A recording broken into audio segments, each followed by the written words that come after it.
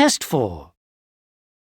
You'll hear a number of different recordings and you'll have to answer questions on what you hear.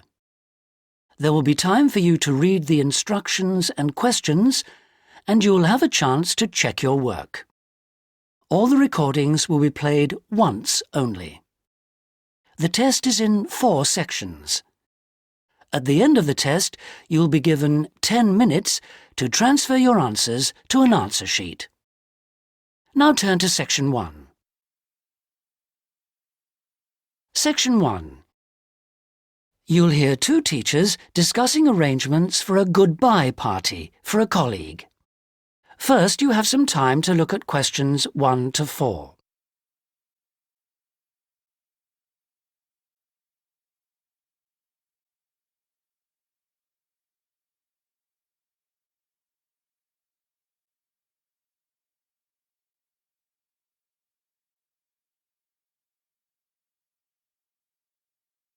You'll see that there is an example that has been done for you. On this occasion only, the conversation relating to this will be played first. Hi, Tony. Thanks ever so much for coming. You know we've been asked to organise something for John's farewell. Yeah, sure. It's about time we started working out details. Exactly. We don't want to leave it so late that it's double the work. Right. Do you want me to take notes? Oh, that'd be great, thanks. Right. First thing is, when is the best time to hold it? Well, he leaves on the 24th of December. So what about the 22nd? Yeah, I think that's about right. We want it quite near the time, don't we? The date of the goodbye party is the 22nd of December. So, 22nd December has been written in the space. Now we shall begin. You should answer the questions as you listen because you will not hear the recording a second time. Listen carefully and answer questions 1 to 4. Hi, Tony. Thanks ever so much for coming. You know we've been asked to organise something for John's farewell. Yeah, sure.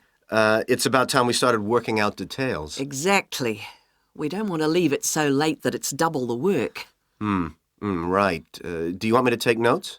Oh, that'd be great, thanks. Right. First thing is, when is the best time to hold it? Well, he leaves on the 24th of December. So what about the 22nd? Yeah, I think that's about right. We want it quite near the time, don't we? Sure. And what about a venue? In college? A hotel? I think a hotel will probably work out rather expensive. And I've been looking at the college dining room. That seems pretty reasonable. Fine. Yeah, why not? And then we ought to be thinking about invitations. Who mustn't we forget to invite? Well, obviously John and his wife. Oh, right. And the director. Uh-huh. The office staff. Yep. And all the teachers and all the students. Anyone else? Faculty heads? No, better draw the line. I don't think it's necessary. Yeah, you're right. I don't mind writing the invitations. When shall we get them out for? Enough time, but not too early. What about the 15th of December? Well, there are exams on the 16th. Better avoid them. 10th? Yeah, that should do it. Before you hear the rest of the conversation, you have some time to look at questions 5 to 10.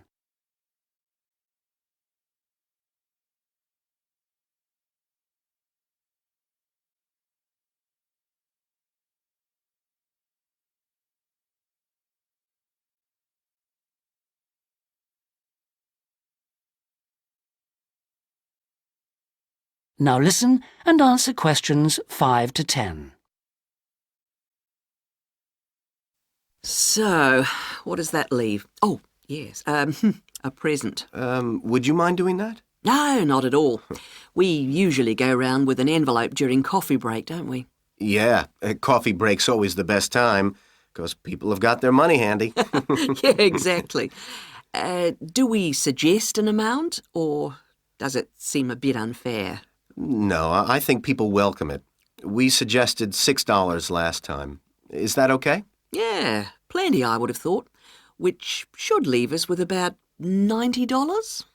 Have you any ideas for presents? Well, I've been having a little think. I thought, he loves music.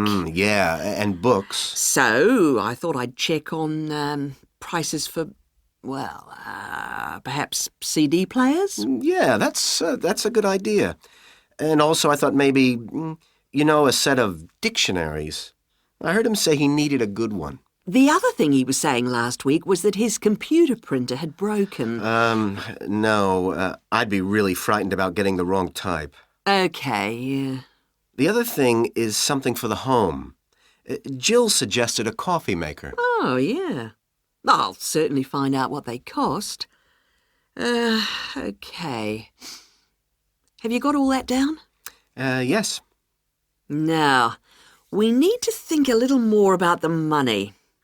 I know we've got a set amount from the social fund. Right. What does that cover? It's meant to cover the cost of the room. Yeah. And a certain amount for food. And also drinks? Oh, yeah, certainly. But will it be enough? What we've done in the past is to ask guests to bring some snacks. Right. We don't ask them to bring more drinks because we figure that should come from the social fund. Okay. Anything else for the guests to bring? Well, some music, because there'll be a tape deck there in the room, and we can have some dancing later on.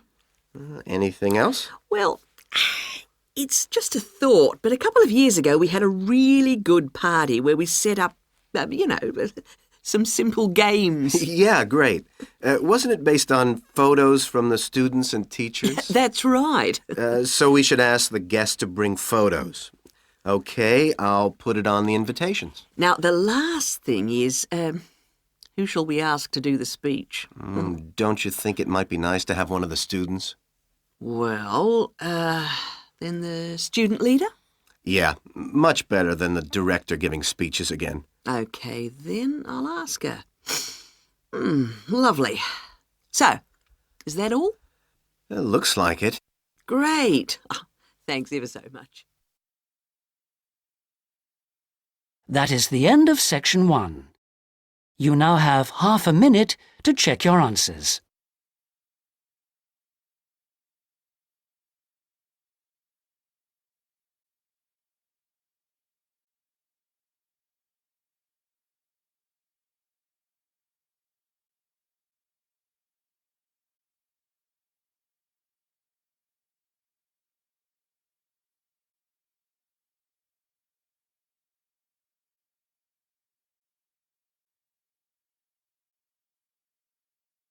Now turn to section 2.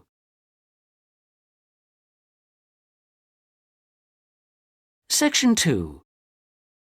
You'll hear a pre-recorded message on the Travelite Travel Agency information line. First, you have some time to look at questions 11 to 15.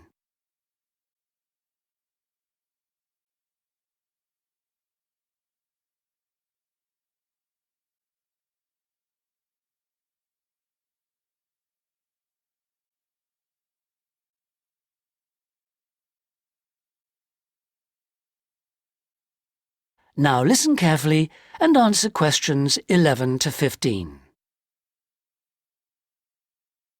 Thank you for calling the free Travelite Travel Agency information line. You will not be charged for this call. In order to deal with all calls effectively, we offer you a number of options. Please listen carefully and press your required number at the appropriate time or dial a new number. If you want to hear about special offers, please press 1. If you want to hear our latest price lists, please press 2. If you want to make a complaint, please press 3. If you want information about our new walking holidays, please press 4 now. Thank you for calling our Travelite Walking Holidays line. We have been offering a wide variety of walking holidays to suit all tastes for just 3 years, but already we have won 2 awards for excellence in this field. We offer guided walking tours to suit the discerning traveller in 12 different centres throughout the whole of Western Europe. We are planning to open our first centre outside this area in the coming year, so watch out for developments. But the pride of Travel Light is the level of guidance and support we offer on our walks. All are planned in detail by our highly trained guides who all work in a variety of different Travel Light locations, so we can guarantee standards. Each day we offer 3 separate walks catering for all skills and fitness levels. We also pride ourselves on our friendly service, particularly important for the increasing numbers of people who choose to holiday alone. Unlike almost all travel operators who happily charge large supplements for single rooms, we guarantee that no single client will pay more, even when only double rooms are available for them. And the day doesn't end with the return to base. After our dinner at communal tables designed to make all our guests feel part of a family atmosphere, entertainment is laid on nearly every night with tour leaders on hand to organise lectures, games, quizzes, and respond to any special request from guests. Before you hear the rest of the message, you have some time to look at questions 16 to 20.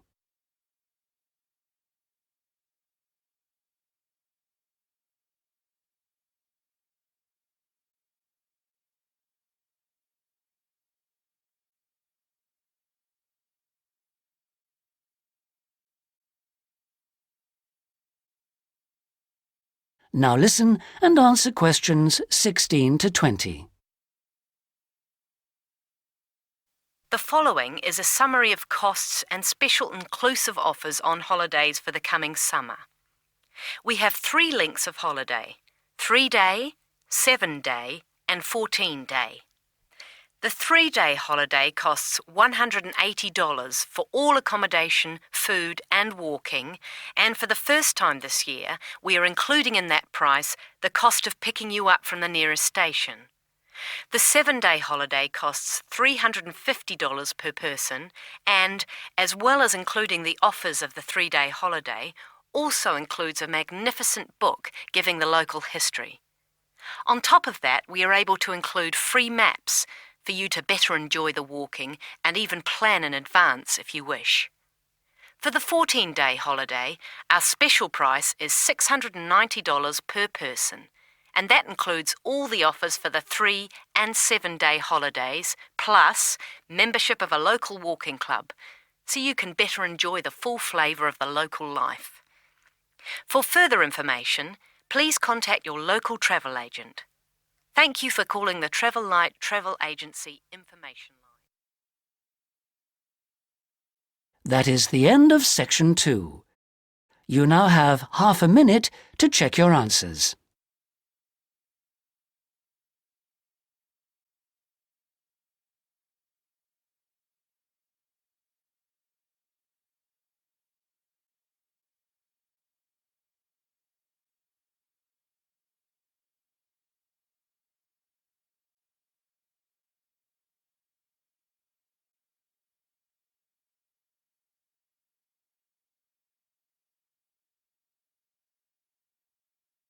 Now turn to section 3.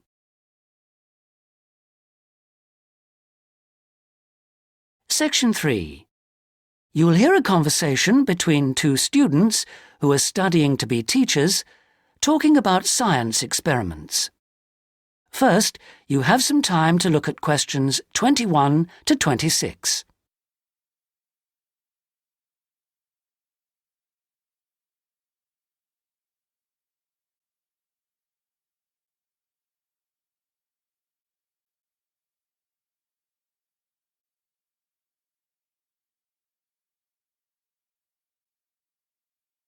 Now listen carefully and answer questions 21 to 26. Hi, Sue. Hi, Mike. So what happened to you last week? Oh, I was sick with the flu. What's this I hear about a big assignment we've got to do? Oh, well, basically, we've got to find 2 science experiments to do with a group of 8-year-old children at the local primary school. And we've got to complete it by the end of the week. That sounds like hard work. Where are we supposed to get the ideas for these experiments from? Well, I managed to get hold of 2 books from the library. Oh, well done. How about if we take a look at the experiments in this book first and see if anything looks suitable? I can make notes as we go about equipment and the purpose of the experiments. OK, let's see. The first experiment is called Make Your Own Hovercraft, which sounds very ambitious. Mind you, you only need 20 balloons and a table. You don't need any special engines or anything like that. What do you do with it all? You blow up the balloons and you balance the table on them. Upside down, of course, and the kids get to ride around on it. You know, the other kids sort of push them around the room. The main purpose is to show how hovercrafts work and how things hover around on just a cushion of air. OK, that doesn't sound too bad. OK, ready for number 2? Mm-hmm. Now, this one is called Unusual Measures of Lengths, and you basically use lots of paper clips. The kids go around the class measuring things, you know, how long the desk is and that sort of thing. And then they all compare their answers. And basically, because not all paper clips are the same length, they should come up with some strange answers. It's supposed to demonstrate the importance of having fixed units of measurement. Yeah, that's not bad. OK, now for number 3, you need rock salt or copper sulfate. Oh, I'm not sure about that. Well, just put down the rock salt then. Apart from that, you only need a jar of water. And basically you dissolve lots of salt into the water and watch the crystals form. So it basically teaches the kids about growing crystals. Yeah, I suppose it would be nice to grow something. Let's move on and have a look at number 4. OK, this one is called Spinning Colour Wheel. It looks like you get some cardboard and draw a circle on it, divide it into 6 equal segments and colour each one in using different colours, then you thread a piece of string through the middle. So we'd need some string as well. Yes, sorry. And you spin the wheel around, and if you can get it spinning fast enough, hopefully the colours all merge and show up as white. Oh, I didn't know that. What's the principle behind it? Well, it's pretty elementary physics, really. It teaches them about how white light or ordinary light is made up. Well, that doesn't sound too bad. Now, there's only one more left in this book, isn't there? What does that one say? Well, it's another one where they'd get to make something. Sounds very interesting. You need quite a lot of equipment, actually. A hand drill, an old record, a pin or needle, some paper and a bolt. Go on. What do they have to do? Well, they basically make a record player. The main idea is to teach them about recording sound.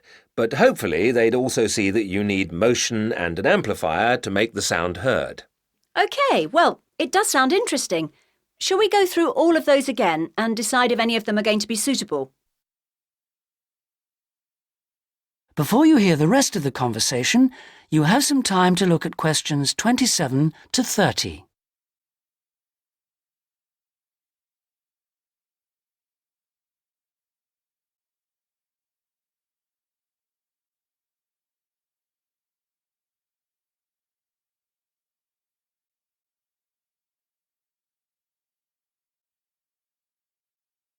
Now listen and answer questions 27 to 30.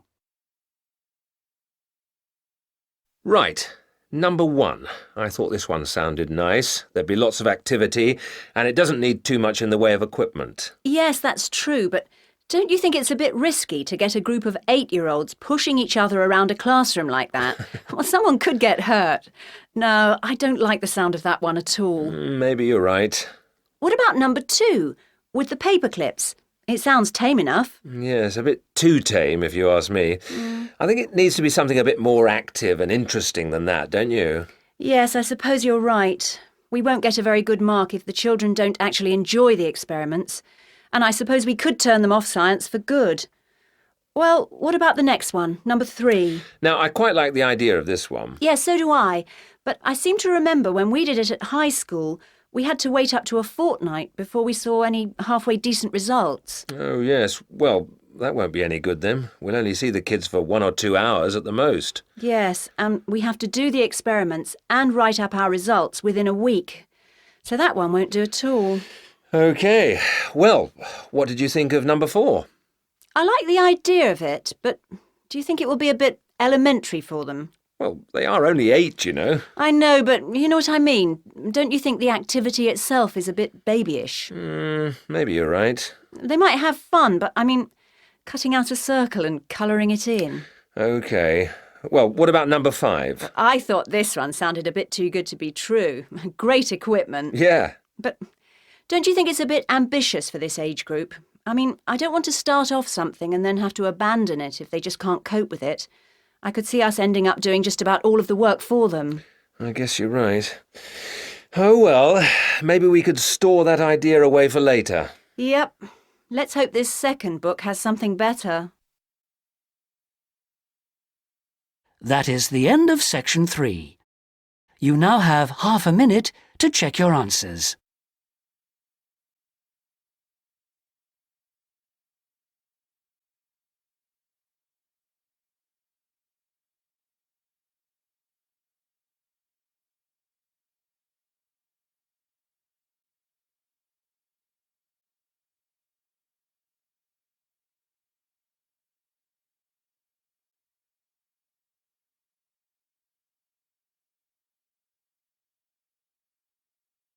Now turn to section 4.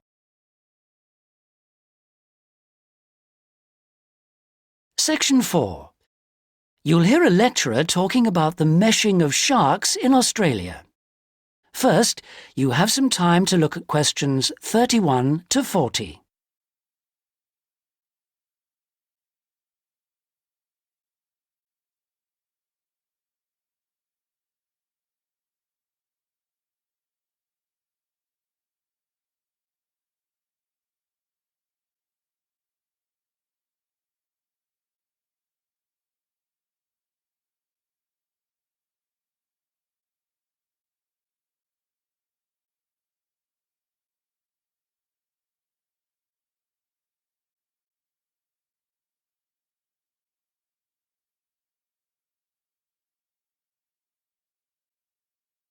Now listen carefully and answer questions 31 to 40.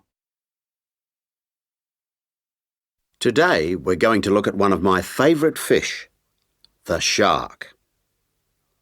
As you know, sharks have a reputation for being very dangerous creatures, capable of injuring or killing humans. And I'd like to talk about sharks in Australia.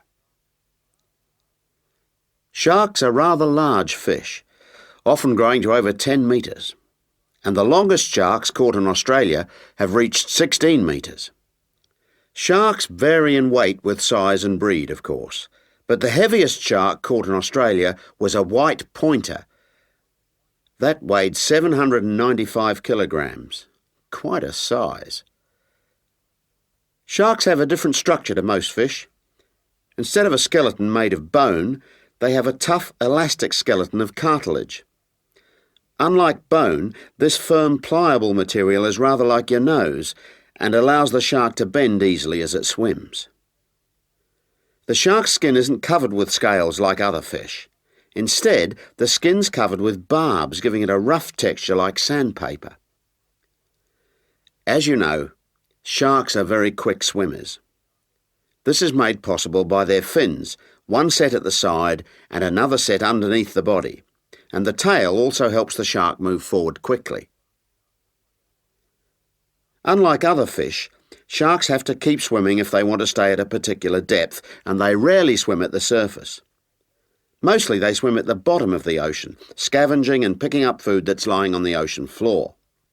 While most other animals, including fish, hunt their prey by means of their eyesight, sharks hunt essentially by smell. They have a very acute sense of smell and can sense the presence of food long before they can see it.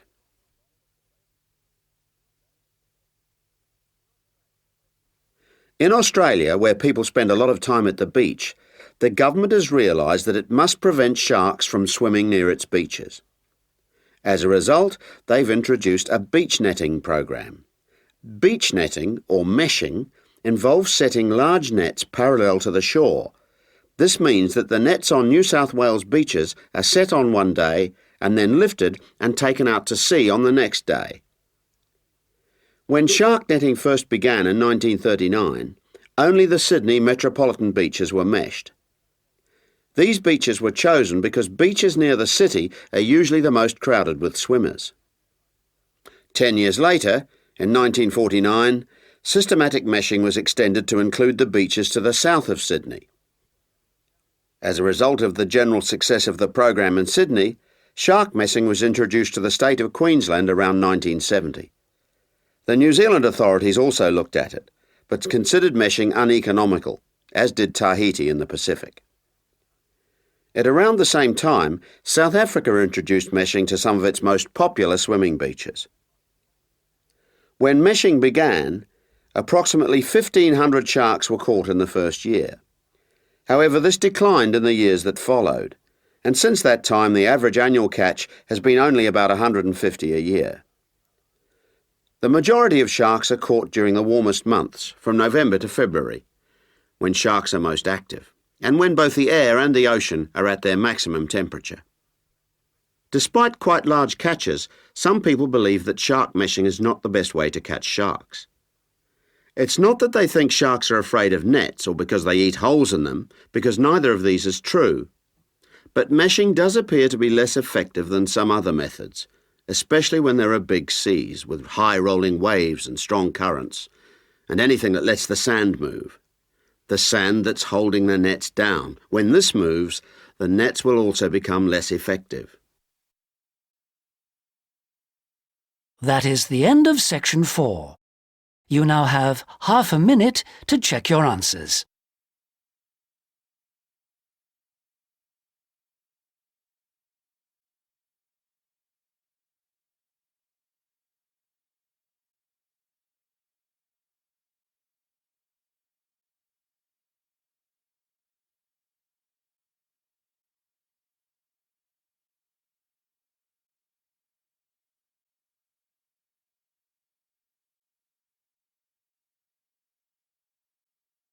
That is the end of the listening test.